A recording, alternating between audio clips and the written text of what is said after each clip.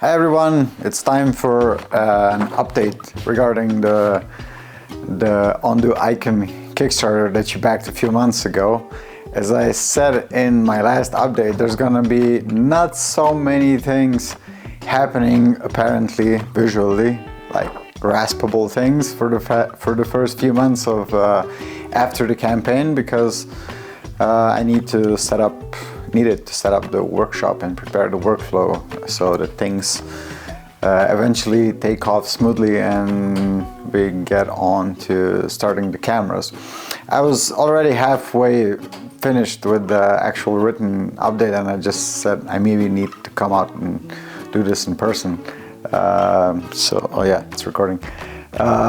So that you can get maybe not just a written, soulless backstory about how it actually is to run a Kickstarter campaign like this. So I decided to give you a little rundown on how things are going and in which direction they're heading, and so yeah, so that you can be part of this whole process, not just me in my head thinking, oh, how I'm gonna manage this, how I'm gonna turn this thing around, how, you know, you get it.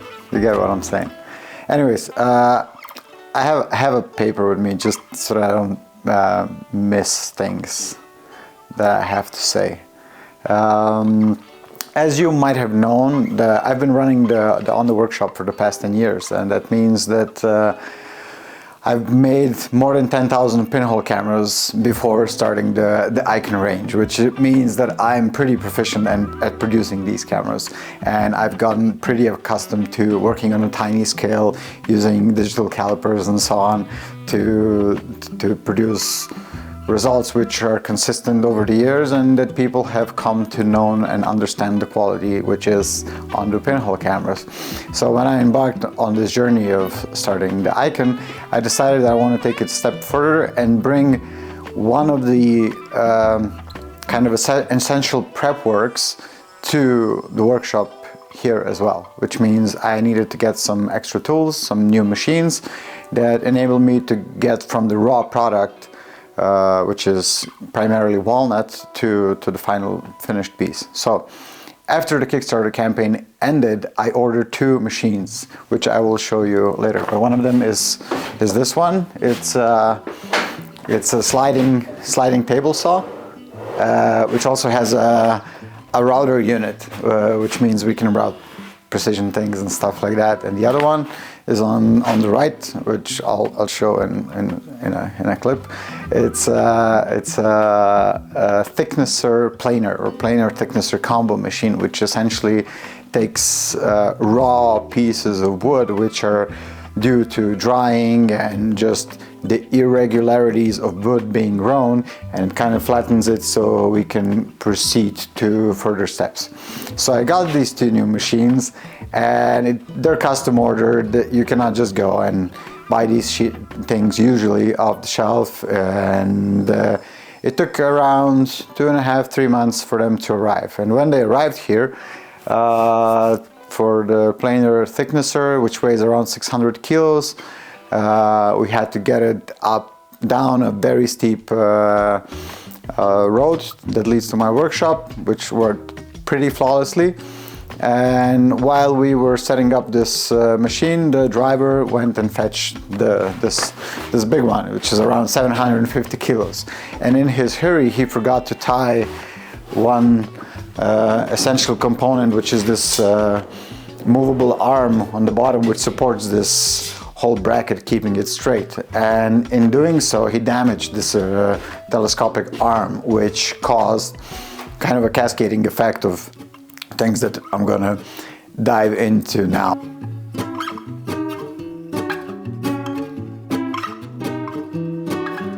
So, the driver made a mistake. He damaged the machine. I waited around a week for it to get fixed, and since the pro, the older guy, the older technician that actually fixes these machines was not around because he was on another job, this guy that broke the machine came in his spare time to assemble this unit. And in doing so, in his ignorance or just lack of skill of setting up these tools, he completely forgot to level the surface of this table relative to the cast iron countertop that we have here. And I didn't notice this. My friend that works here also hasn't noticed this mistake. And what this ended up doing is that every time we would cut a piece of wood. So remember, we start with pieces that are much bigger than this. This is already maybe 1/6 of the size of a piece of raw lumber that I start working with. Every time we would cut a strip of wood, it would be tiny bit taller than this cast iron table, which meant we would not be able to see this mistake because it's tilted inwards, which means the gap is invisible on the top. To our perceived eye, it looks like we're making a perfect cut, but underneath we don't see that the pieces of wood are actually at a tiny angle. In most situations, this would be fine for making doors or windows or furniture or whatever, where fractions of a millimeter do not count. But in my position of making cameras, high precision tools, even with a live material like wood, this was a big no-no, which caused the right angle, the supposed right angle, to go into a bit of a skew, forming a kind of a parallelogram. This went completely unnoticed for 2 weeks until we kind of milled down all of this lumber that you can see behind here. So this is maybe 1/3 of what's left. There was 2/3 of these being processed through these two machines. And on top of that, the planer thicknesser started acting up, which caused tiny ripples in the surface of the wood, which is completely unacceptable. And to this day, the technicians don't know how to fix it. I managed to make a fix by myself by installing a cast iron, not cast iron, but a solid aluminum piece, which I lubricate regularly. This kind of works, but it's not the final solution to how things should be. So as you can imagine, these machines cost a substantial amount of money, and I've lost more than a month of time due to these errors. And in spite of me having a company for 10 years, and I've worked on various types of machines like this is not my first time using these heavy tools. I've yet to see any of these mistakes in my evolution. So call me lucky, call me I don't know what, but things like this just unfortunately happen. This error already resulted from the factory, but what's happening with the other machine, I have no idea. And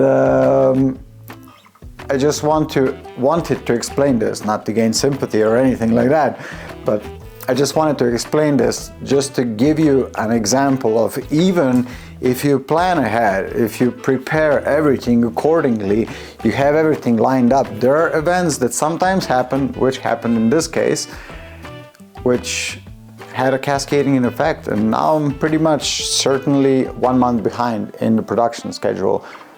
I'm not even going to mention the cost of wood and labor and all of these things. This is just something that unfortunately happens in woodworking. I had a good friend say to me, when I started my woodworking business, I was upset that we ruined a few pieces of wood, and he said, Elvis, what's a waste? It's of you and me. Waste of wood is nothing. It can be fixed, although it's sad to see really beautiful types of wood be ruined. It's just some things that are out of your control, and nobody can bring that back. So this is the wooden part. Next on the agenda is the fabric for the bellows. So this, even before I published the Eikan on the Kickstarter, this has been a saga that has been going on for more than a year.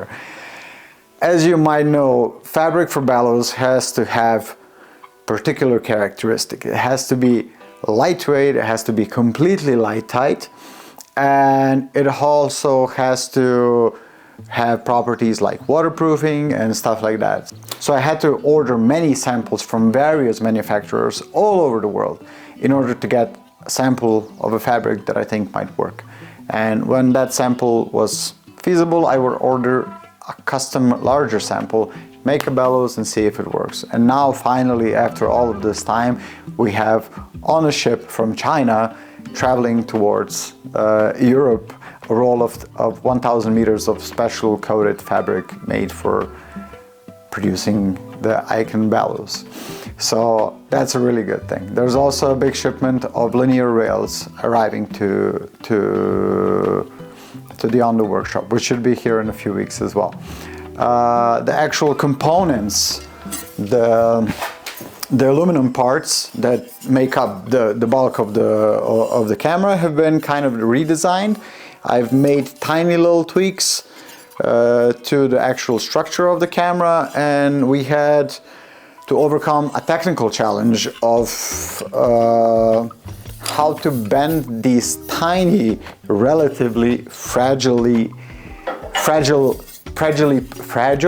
perceived pieces into the final shape that they come out completely square and in the tolerance ranges that I've specified to the manufacturer. We've tried a lot of different machines and techniques and bending positions and stuff like that. This main feature where the wood detail is hidden on the camera, I'm really happy to say that it's done. So also I'm currently rethinking the idea of having anodized surface finish. I have ordered the manufacturer, which is currently building the first 10 cameras, we'll call it like a first run, to give me a few samples of anodized and a few samples of powder coated aluminum. Why I opted for powder coat is that blemishes in the production process are much easily covered with the powder coat, and in my experience the powder coat is even more scratch resistant than the anodized. I kind of noticed this through using the first few prototype Eikans now over the few months, and yeah, so powder coat is happening as well. And that's pretty much it that I can explain to you right now in this quick little video update. I'll do my best to record most stages in the actual production, but when I have a full force of workers, which is happening in January, there's going to be 3 or 4 workers depending on the workload in the workshop. At any given point, I sometimes just run out of time to think creatively and where to set up my camera and just get different angles. As much as I would like to get every little detail of the production process on film, on camera. So I hope you're satisfied with this update. I really wished that things were in a different kind of time range, that I managed to finish the camera sooner, which will not be the case, but how it's looking right now, they should be done by the end of February. This is my kind of pretty honest estimate that I have in my mind, and I think by the end of February the cameras should be out, unless some major catastrophe happens, God forbid. So yeah, I wish you happy holidays and happy new year, and thank you again for supporting my work. It's really unbelievable that there's people like you out there which take their hard-earned money and trust to a person like me, that I can then go out and do my best and produce a new tool for photographic expression. It's pretty mind-blowing. So thank you again, and I'll see you soon.